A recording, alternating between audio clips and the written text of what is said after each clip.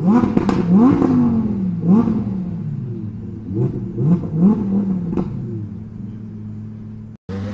guys, welcome to another video.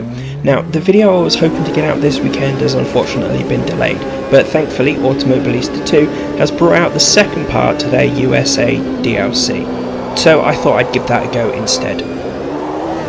Now first off, I'm going to be trying out the Lola T98 at the Cleveland-Burke Lakefront Road Course.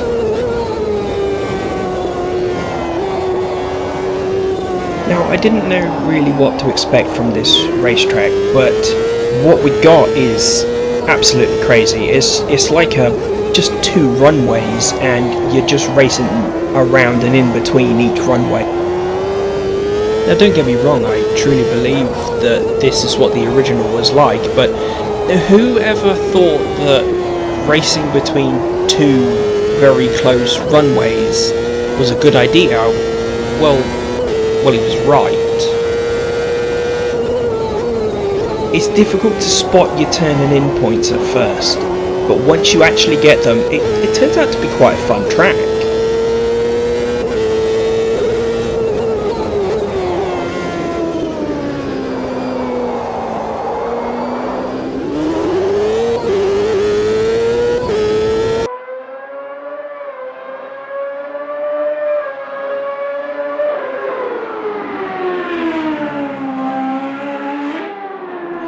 Now, I don't know about anybody else, but my first introduction to American open wheel racing was way back in the 90s with Nigel Mansell going over there and winning the championship. Unfortunately, living in the UK, we didn't really get much, if any, open wheel racing on TV, so I never really got to watch any of it. So we had Formula 1, so IndyCar or Champ Car or whatever it was, it kind of died away and I forgot all about it. And recently I've been watching a few videos on YouTube from other content creators, which has renewed my interest in American open wheel racing, which unfortunately died off all those years ago. But as I say, the access just wasn't there when I was a kid.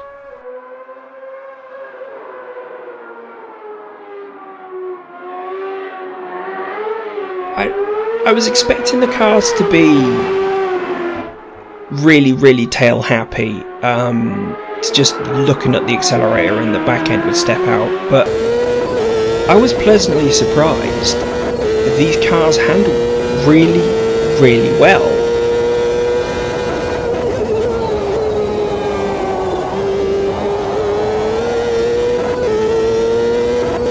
I mean, they handle better than some Formula 1 cars I've driven in this game.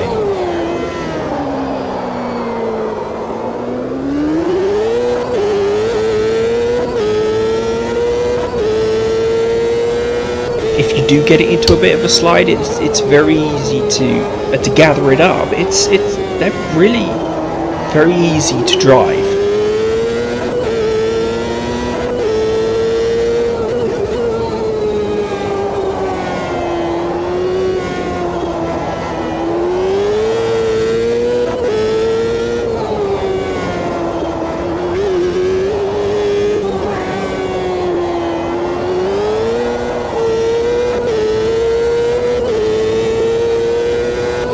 Now I'm only driving these on the default setups, I've not changed anything at all, not even the brake pressure or anything, which is usually my first go-to. But yeah, they're actually quite fun to drive. I'm quite surprised.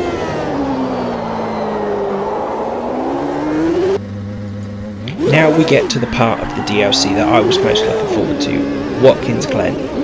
And this time I'm in the Reynard 98i. I don't know what it is about this racetrack, but I love racing around it in pretty much anything. I don't know whether it's the history of it, where Formula 1 used to drive here, or is it the flowing corners, and I have no idea, but yeah, it's a really nice track. I mean, visually it looks great with those iconic blue barriers and the catch fences that come right over the track, and the tarmac looks great, and the various patches of different tarmac all add to the realism of the racetrack. Now, I may be a bit biased because I love racing around here. I've driven a lot around Watkins Glen in old NASCAR games, in Assetto Corsa, if I can race around Watkins Glen in a sim, I will do. I just think it's a fantastic racetrack.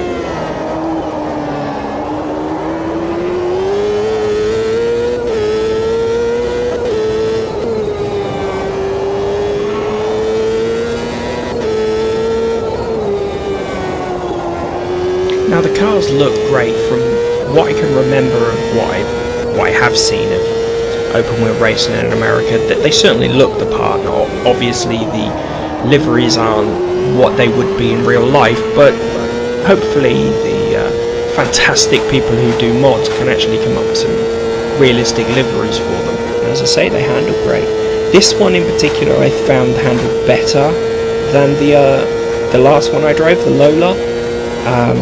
Although the brakes did feel a little bit strange to me. It was almost as if you had to brake harder than you would actually think you needed to, and then if you weren't careful it would lock up. But other than that, I think the cars are great. Both racetracks look fantastic. I can certainly see myself doing a lot of races in these cars. They're easy to get on with, and I say easy to drive fast. I've not actually gone up against any AI at this present moment in time, but I think with a few tweaks to the setups, these could be very, very fast. So if that's something you want to see, drop it in the comments below, because I really, really want to do some more videos and some more racing with these cars.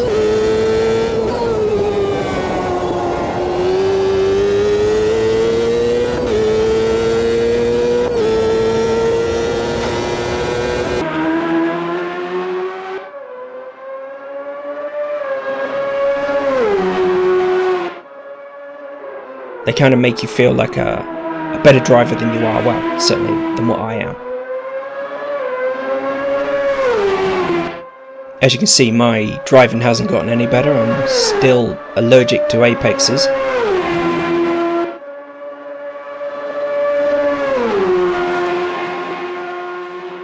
And the engine noise is amazing too. Just listen to that engine scream, such a beautiful sound.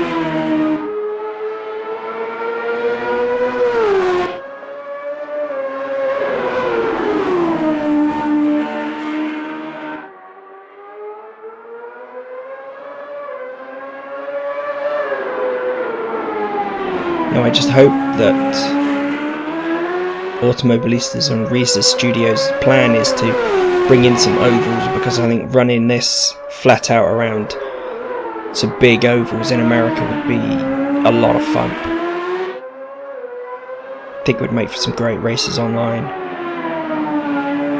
Not that I do that sort of thing.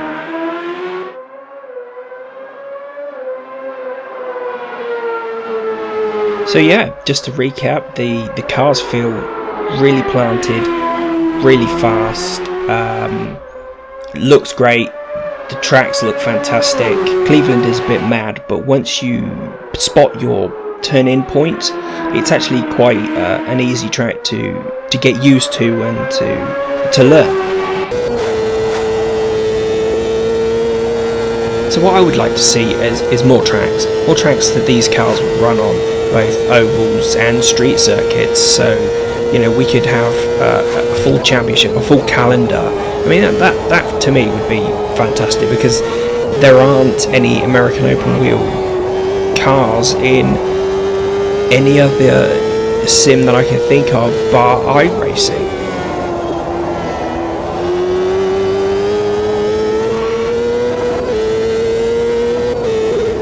So yeah, this is just a real quick video about my thoughts on the latest DLC for AMS2, the America Part 2.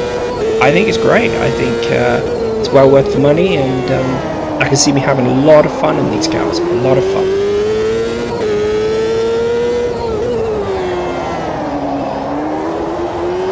So thanks for watching. If you like the video, hit the like button, subscribe if you want to see more motorsport gameplay, and I'll see you guys next time.